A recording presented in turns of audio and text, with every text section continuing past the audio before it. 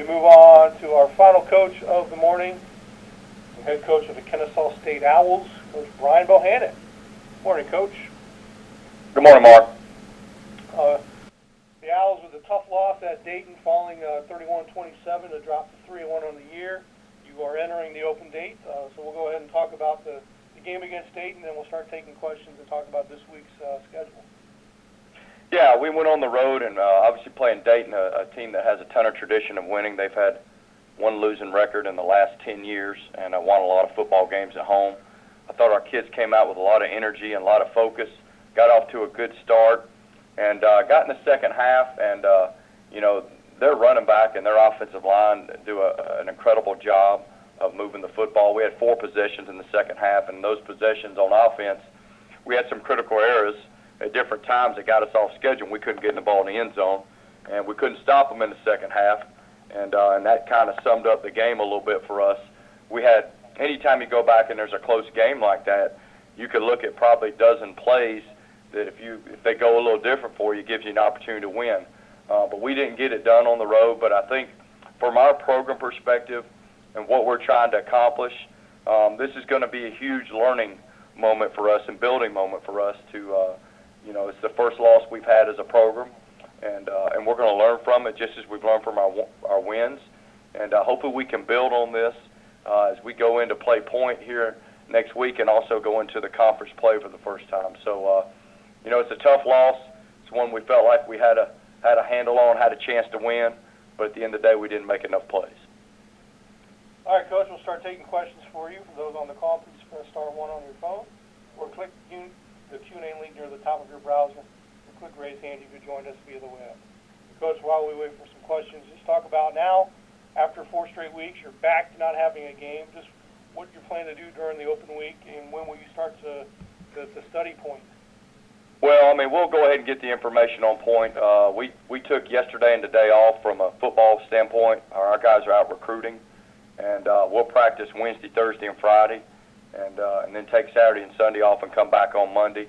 Like a lot of programs at this point, especially with our young team, we're beat up, and we need this time to recuperate and get back healthy. We got a heck of a stretch coming up, the last 7 games of the season, obviously with conference play. And so we're going to heal up. We'll get started on point probably end of the week and start getting acclimated to what they do and get ourselves ready to go. I think the big thing is getting healthy, go back to some fundamentals on certain areas that we need to do a better job of and get ready to go to finish this home stretch, which is going to be quite a grind for us with a young football team. And you mentioned getting healthy. Who are some players that have been banged up that hopefully will get back 100% in 2 weeks? Well, we've had 3 guys that hadn't played. Our offensive tackle, Ryan Warrior, our kicker, Jordan Genovese, one of our corners, a transfer corner named Keon Roman. I don't know that he's going to play at all the rest of the year. But those guys have been out. And then, we had probably 3 guys that were, non-contact all last week going into the Dayton game. And, they're just beat up. It's just football. It's that time of year. But hopefully after this week, outside of our corner, we'll get everybody back, and we should be healthy again going into this home stretch.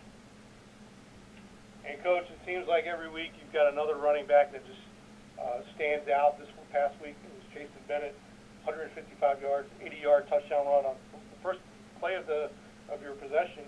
Just how your running back core just keeps, continually each week seems to perform very well. Well, Chaston had a heck of a game. Obviously, anytime you can have 8 carries for 155 yards and a touchdown, that's pretty productive. That means he's got some people around him, some teammates blocking pretty good for him, and he can run. He's fast, great kid. I'm proud of those guys. I'm proud of the effort they're making. They wouldn't be able to do it without the guys around them helping them block. And we got to continue to get better at some things. There's some things that we got to continue to get better at from an assignment standpoint at every position to be what we want to be. But I'm proud of the effort Chaston and the running backs have had so far. And my final question, and you kind of alluded it to in your opening remarks, just the second half against Dayton, just some things that sounds like more turnovers than schemes, but just how that was, we're so used to you all scoring all year, to have a blank slate in the second half. Just what were some things that you noticed that Dayton was doing that you'll be able to point out to your team for this week?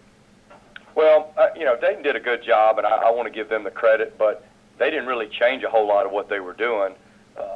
One thing we battle a little bit, and we battled this from day one, is we're our own worst enemy. I mean, we'll get going on a drive, and we'll have a critical penalty, and it'll set us back, or we'll have a missed assignment where we have a loss of 3 or 4. And so those things get us off schedule a little bit of what we're doing. And when you only have 4 possessions in a half, you can't afford any of those mistakes. They got to roll and running the football, and they held on to it. And and so we can't afford those critical mistakes when you're limited possession-wise. And then when we do what we're supposed to, we've been able to move the football. But we had some critical errors at times that got us off schedule. And then once we get off schedule, you're not doing things like you normally would do them, and it makes it difficult to move the ball. And so that's what happened a little bit in the second half. And we got to find a way to do better. But I think the great thing about it is, Mark, is we can show on tape exactly to our kids, this is what happens, this is why this didn't work, this is why we didn't have success on this particular drive.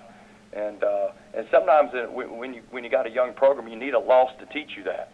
It sucks because we had a chance to win, but sometimes you need that consequence to fully understand the magnitude of a missed assignment or a penalty or whatever it might be.